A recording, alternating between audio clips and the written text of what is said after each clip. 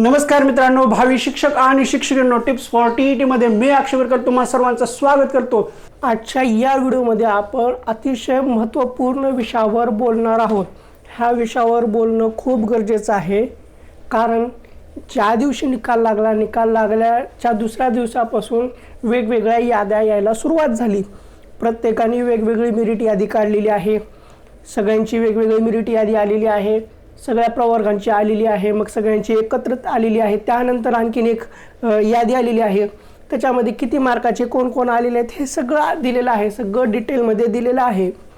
पण मित्रांनो, ह्या सर्व याद्यांवर कितपत विश्वास ठेवावा हा एक प्रामाणिक प्रश्न आहे, आणि हा प्रश्न तुम्ही स्वतःला विचारा। कारण ह्या सगळ्या ज्या याद्या आहेत, हे सगळे जे गुणगान केलेलं आहे त्याच्यानुसार प्रत्येकाची रँक वगैरे कळालेली आहे। मग ही रँक किंवा हे जी यादी आली आहे 100% खरी आहे का, ह्याची सुद्धा खातरजमा करा। आता कसं आहे माहिती आहे का, ह्या सगळ्या याद्या ज्या दिलेल्या आहेत किंवा रँकनुसार तुम्ही तुमचा नंबर वगैरे चेक करत आहात, हे सर्वच्या सर्व फसवा आहे। ही एक आभासी दुनिया आहे। आता हे कसं आहे ते तुम्हाला कळणारच आहे। आता कसं आहे, ह्याच्यामध्ये असे खूप उमेदवार आहेत की ह्याच्यामध्ये ॲक्च्युअल त्यांचं एज्युकेशन पूर्ण झालेलेच नाही आहेत।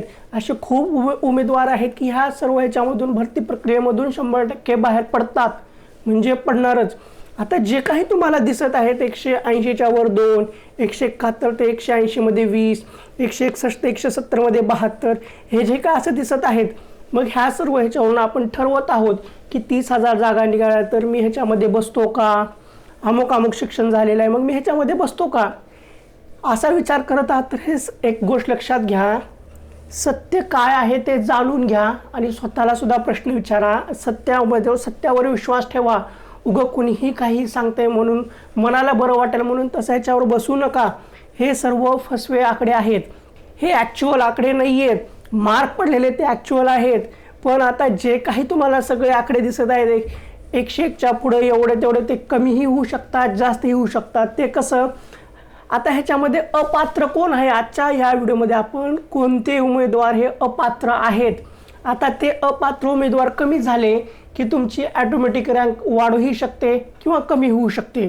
आता ह्याच्यामध्ये असे बरेचसे उमेदवार आहेत जे 140च्या पुढले आहेत, पण ते कोणत्याही कॅटेगरीमध्ये बसत नाही आहेत, म्हणजे त्यांचं DED ही पूर्ण झालेलं नाही आहे, CTET किंवा TETचा पेपरही पूर्ण नाही आहे, आणि BEd ही पूर्ण नाही आहे, असे सुद्धा उमेदवार आहेत। आता नेमके बाद कोण ठरतात ते पहा। जे DEd ॲपियरवाले आहेत, असे खूप उमेदवार आहेत जे DEd ॲपियरवाले आहेत, पण त्यांनी टेट परीक्षा दिलेली आहे आणि त्यांना टेट परीक्षेमध्ये खूप चांगले मार्क पडलेले आहेत, पण त्यांची CTET किंवा TET पास नाही आहे।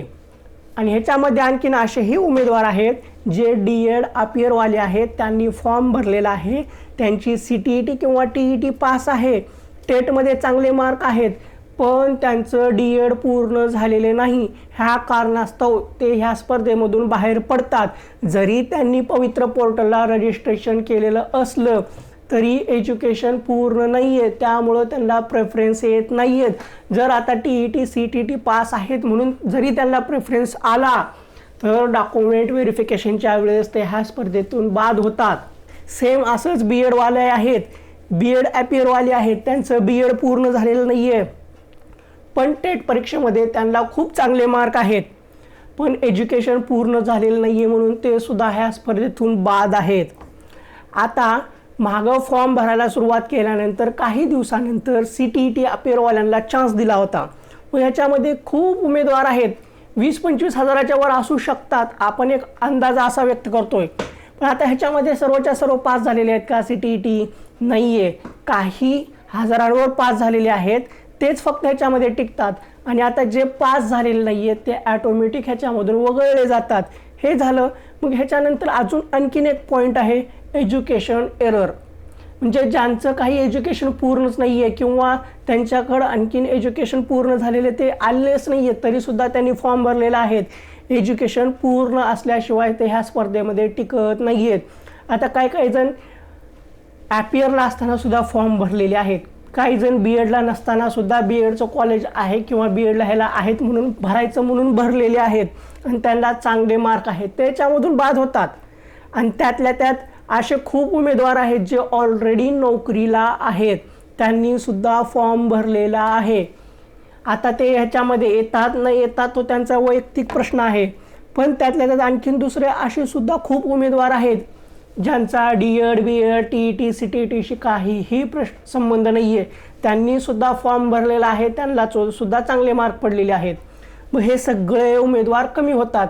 मग आता हे उमेदवार कमी होतात, हे कमी झाले की मग ॲटोमॅटिक आपले जे काही मार्क पडलेले आहेत त्याची सुद्धा रँक खालीवरी होते ना. त्यातल्या त्यात जो CTETचा जो मुद्दा आहे किंवा TETचा जो मुद्दा आहे पेपर 2ला आपला सामाजिक शास्त्र आणि गणित आणि विज्ञान, ह्याच्यामध्ये सुद्धा खूप उमेदवार बाद होतात.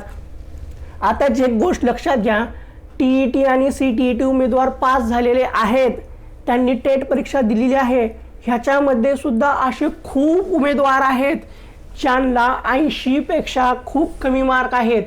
CTET किंवा TET पास आहे, DED आहे, पण त्यांना टेट परीक्षेमध्ये चांगले मार्क पडले नाही आहेत, ते सुद्धा ह्या प्रक्रियेमधून बाद आहेत. म्हणून आपण ह्याच्यामध्ये किती आकडा आहे, किती मार्काचा लागू शकतो ते आत्ता सांगता येत नाही आहे. ह्याच्यामधले किती कमी होतात, किती जास्त होतात ते हळूहळू कळेल, पण आत्ताच आपण याबद्दल सांगू शकत नाहीत. त्यामुळं किती मार्काचा लागेल, मी सेफ आहे का, हे आहे का, अशा गोष्टीवर काहीही तथ्य नाही आहे किंवा त्या गोष्टीवर बोलण्यात काहीही तथ्य नाही आहे. जे काही तुम्हाला मेरिट यादी वगैरे आलेल्या आहेत त्या सर्व फसव्या आहेत, त्या एक आभासी दुनियेमधले आहेत. हे एक वास्तव्य आहे, हे एक सत्य आहे, ते जाणून घ्या, ते स्वीकारा. जोपर्यंत आपल्याला ॲक्च्युअल जागा किती येतात, विभागानुसार किती विभागल्या जातात, प्रत्येकाच्या वाट्याला किती येतात, पुन्हा त्याच्यानंतर 6वी ते 8वी आहे, त्याच्यामध्ये वेगवेगळे विषय आहेत, 9वी ते 10वी आहे, त्याच्यातले वेगळे विषय आहेत, 11वी ते 12वी आहे, ते वेगळे विषय आहेत. ह्याच्यामध्ये नगरपालिका आहेत, महानगरपालिका आहे, संस्था आहे, त्याच्यामध्ये संस्थेमध्ये सुद्धा खूप 3 प्रकारच्या संस्था येतात. ह्याच्यामध्ये अनुदानित आहेत, विना अनुदानित आहेत, अंशतः अनुदानित आहेत. आता ह्याच्यामध्ये हे येतातच, ह्या सगळ्या ह्याच्यामध्ये येतात. मग याच्यामध्ये कोणत्या ह्याला किती जागा विभागल्या जातात हे कुणालाही माहिती नाही आहे.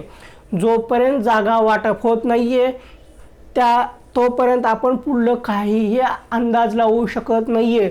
उगा आत्ताच अंदाज बांधून काही उपयोग नाही आहे आणि मनाला समाधान करून घेण्यामध्ये काही अर्थ नाही आहे.